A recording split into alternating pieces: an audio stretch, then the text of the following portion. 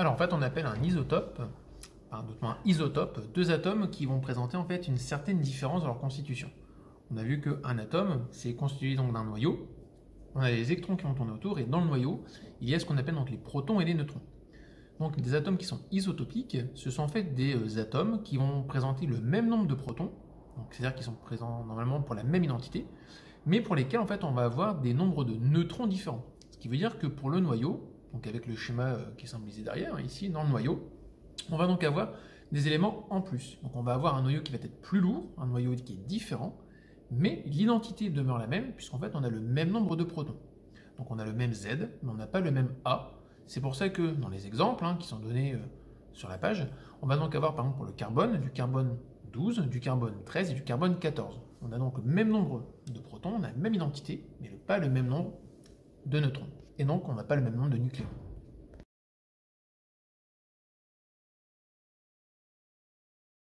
Donc comme on va avoir donc, des éléments qui sont des isotopes, on va avoir ce qu'on appelle donc, des noyaux instables. On va simplement s'intéresser au noyau, on enlève le cortège électronique qu'il y a tout autour. On s'intéresse qu'au noyau, puisque c'est lui qui va apporter la différence avec son nombre de neutrons. Et ce noyau qui est instable, en fait, il va donc créer ce qu'on appelle de la radioactivité, c'est-à-dire qu'il va être capable, pour certains en tout cas, de se désintégrer spontanément, de manière inéluctable, complètement aléatoire, en fonction des températures, de pression, des concentrations. C'est vraiment un phénomène qu'on ne peut pas maîtriser et prévoir à l'avance. On va avoir en fait donc cette désintégration qui va donc chercher à amener un noyau instable vers un noyau fils, un nouveau noyau plus stable. Donc dans la désintégration, on va donc avoir en fait ce qu'on appelle du rayonnement, c'est-à-dire que ça va s'accompagner donc ce nouveau noyau de certaines choses, ce qu'on appelle un rayonnement donc alpha, un rayonnement gamma plus, bêta plus, bêta moins ou gamma. Souvent gamma va plutôt accompagner les autres, mais effectivement on va avoir un rayonnement qui va accompagner la désintégration.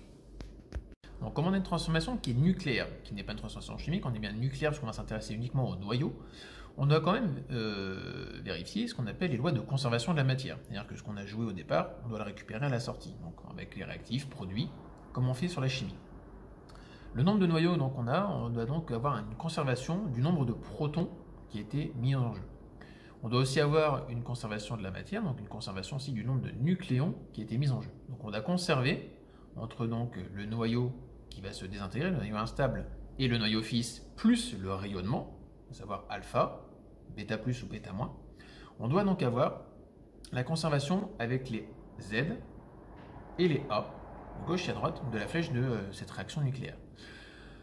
A savoir aussi que lorsqu'on va écrire, on va l'écrire en deux temps. Le premier temps, le noyau fils, on va lui donner un petit astérisque, qui veut dire en fait qu'il est dans un état excité, et on écrit juste à la ligne d'en dessous donc ce même noyau fils, dans une transition nucléaire, où en fait il va simplement se désexciter, il va perdre cet astérix en termes de produit, et on va rajouter plus gamma, c'est-à-dire que le gamma c'est vraiment ce rayonnement qui va accompagner la transformation nucléaire, c'est-à-dire ça veut dire c'est la deuxième étape de notre transformation de radioactivité. Donc la bêta- par rapport à la bêta+, en termes de radioactivité, la bêta- c'est lorsque le noyau va perdre en fait un électron, et la bêta+, on va perdre ce qu'on appelle un positon 1E+. Donc en fait, à chaque fois, on va donc créer donc, une différence au niveau du noyau, et on va donc avoir l'instabilité qui cherche à devenir stabilité, et ça va être le souci, on va chercher à l'expliquer dans les images d'après. Donc sur le tableau qui est associé, on va donc essayer d'identifier clairement la radioactivité alpha, bêta-, bêta+, et le rayonnement de radioactivité gamma. La radioactivité alpha, c'est lorsqu'en fait, dans la désintégration, le noyau fils va s'accompagner en fait de l'émergence d'un noyau d'hélium, c'est-à-dire en 2,4He, et ce noyau fils qui est forcément un noyau plus léger. Donc la désintégration, elle est un peu plus évidente à écrire, puisqu'on a une réaction chimique un peu plus classique.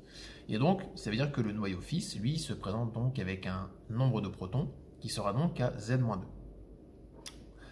Lorsqu'on a donc la radioactivité bêta-, là ça commence à se complexifier, ça devient un peu plus complexe, on va donc, l'atome va émettre un électron. Or, jusqu'à présent, on s'intéressait au noyau. Donc là, on émet un électron depuis l'atome, c'est-à-dire avec vraiment le nuage électronique. Mais comme on a perdu un électron, normalement, ça c'est la définition d'un ion, et nous, ce qui nous intéressait, c'est de garder cette neutralité de l'atome, d'un point de vue électrique. Donc ce qui va se passer, c'est qu'on a un neutron qui va se transformer en proton de manière à compenser justement la perte de l'électron, pour éviter d'avoir justement une différence de charge.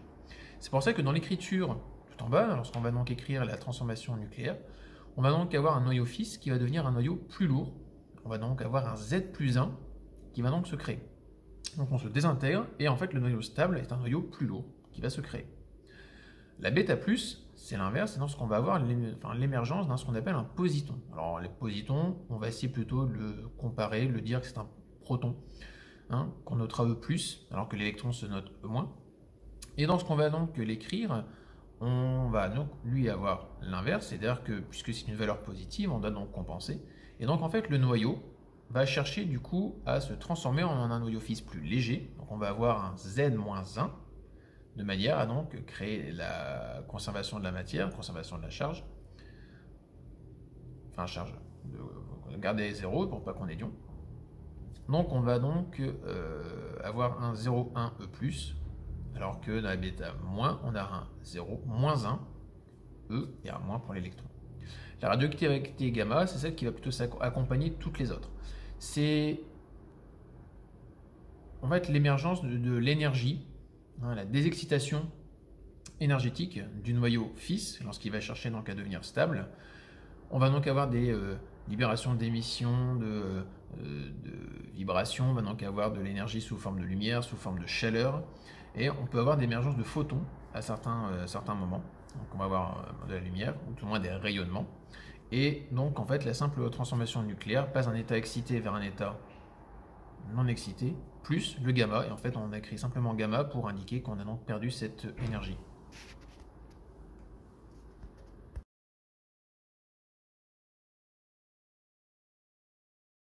Alors sur l'image qui est juste à côté, on a ce qu'on appelle le diagramme de Segrè ou la vallée des noyaux, qui va représenter donc les éléments, donc les noyaux, donc avec leur nombre de neutrons en fonction de leur nombre de protons.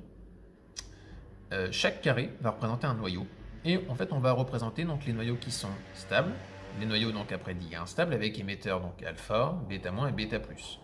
Donc ce qu'on peut constater par rapport à ce diagramme, surtout lorsqu'il est en couleur, c'est qu'on va avoir une certaine répartition des éléments qui sont gamma- et bêta- et bêta+, et surtout donc les alphas qui sont plutôt assez localisés sur ce diagramme.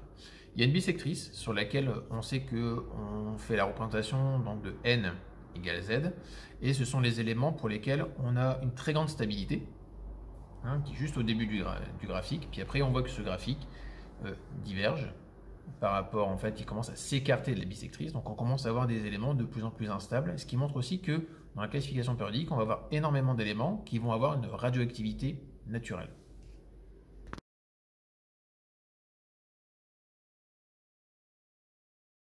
Donc, comme on l'expliquait au début de la vidéo, c'est que cette désintégration, c'est un phénomène aléatoire, c'est un phénomène vraiment spontané. Donc on va avoir non pas une quantification qui est finie, mais plutôt en fait ce qu'on appelle des actes de probabilité. Donc comme on parle d'une probabilité sur un nombre de noyaux existants, sur la variation du nombre de noyaux stable-instable, on va donc exprimer la probabilité P donc comme la variation du nombre de noyaux à un instant T par rapport au nombre de noyaux à l'instant T.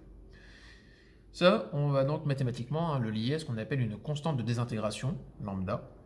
Et en fait, c'est ce lambda qui va nous intéresser. On va essayer donc d'aboutir, via un calcul, à des lois qu'on a déjà vues auparavant dans divers domaines de la physique.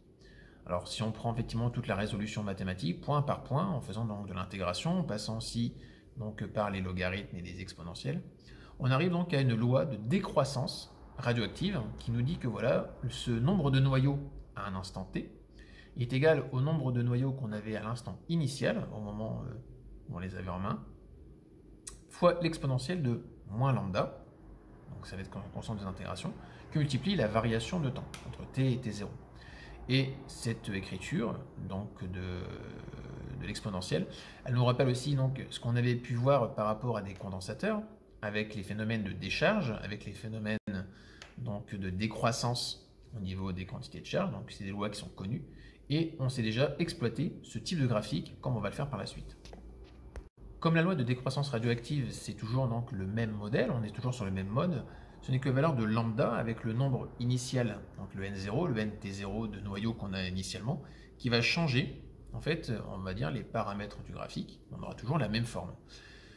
Ça permet aussi de faire le rappel avec ce qu'on a pu voir sur le parti de la cinétique, où on va donc avoir des temps de demi-vie, c'est-à-dire le temps au bout duquel on a la moitié de la population restante de l'état initial. Et en reprenant cette définition du temps de demi-vie, donc du T1 demi, donc on sait que c'est le nombre de noyaux initial divisé par 2 à cette date-là, et bien si on l'incorpore à notre loi de décroissance radioactive, on fait une petite résolution mathématique en remplaçant, en faisant des permutations numérateur et dénominateur, on arrive à retrouver que notre constante de désintégration, le fameux lambda, qu'on avait expliqué tout à l'heure, est égal à ln de 2 divisé par T1 demi. Donc si on connaît le temps de demi-vie, je peux connaître la constante de désintégration. A l'inverse, je peux faire aussi le calcul que mon temps de demi-vie, T1 demi, c'est ln de 2 divisé par lambda. Et donc, lorsqu'on connaît donc la constante de désintégration, on connaît le temps de demi-vie.